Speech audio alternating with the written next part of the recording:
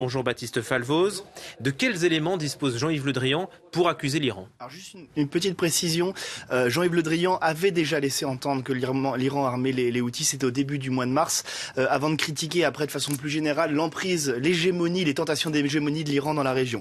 Alors il se base certainement sur des renseignements bien sûr des autorités françaises, mais aussi sur un faisceau d'indices de plus en plus fournis.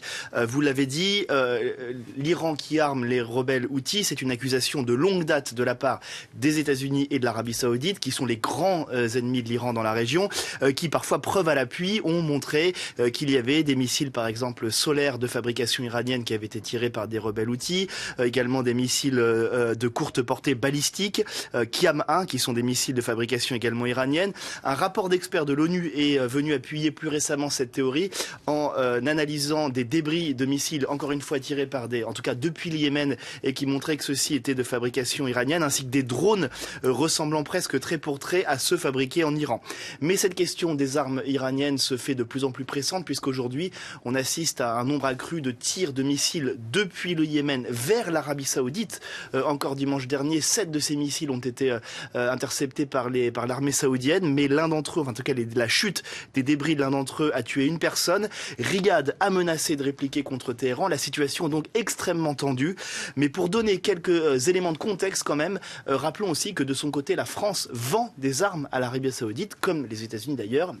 Et que selon Amnesty International, certaines de ces armes françaises sont utilisées aujourd'hui par l'Arabie Saoudite dans sa coalition qui bombarde régulièrement le Yémen.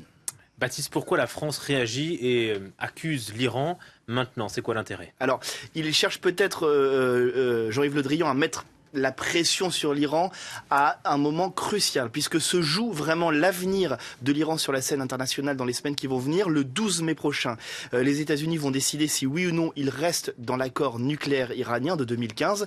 Pour y rester, ils demandent une révision drastique de cet accord. Ils demandent par exemple un accès encore plus facilité aux sites sensibles iraniens. Il demande également des sanctions sur le programme balistique iranien, donc qui n'est pas directement lié au programme nucléaire. Jean-Yves Le Drian, comme de très nombreux autres pays, veut à tout prix sauver cet accord, mais pour l'instant, Téhéran se montre inflexible, notamment sur cette question du programme balistique, et ne veut visiblement pas céder une seule once de terrain. Il veut aussi apaiser Donald Trump, clairement, puisqu'il veut lui montrer qu'il n'est pas contre lui, qu'il se tient aussi à ses côtés. Ce n'est pas Donald Trump qui soutient l'Arabie Saoudite et la France qui soutient l'Iran. Il veut se poser en quelque sorte peut-être en intermédiaire, mais pour l'instant, clairement, la France n'y arrive pas. Et cet accord sur le nucléaire iranien, disons-le, il a du plomb dans l'aile. Alors, à moins d'un spectaculaire revirement comme Donald Trump sait en faire, oui, il est mort et enterré. Les quelques espoirs qui restaient ont été tués dans l'œuf par la nomination récente de 2 faucons dans l'entourage de Donald Trump, à savoir Mike Pompeo aux affaires étrangères et John Bolton, surtout John Bolton à la sécurité nationale. 2 hommes réputés pour être très hostiles au régime iranien. L'un des maigres espoirs, c'est peut-être la visite d'Emmanuel Macron aux États-Unis les 25 et 26 avril prochains. Il va rencontrer directement Donald Trump. On sait que les 2 hommes ont de bons rapports, mais la force de persuasion du président français ne pèse quand même pas lourd face à l'obsession anti-iranienne de la Maison-Blanche. Merci Baptiste Falvoz.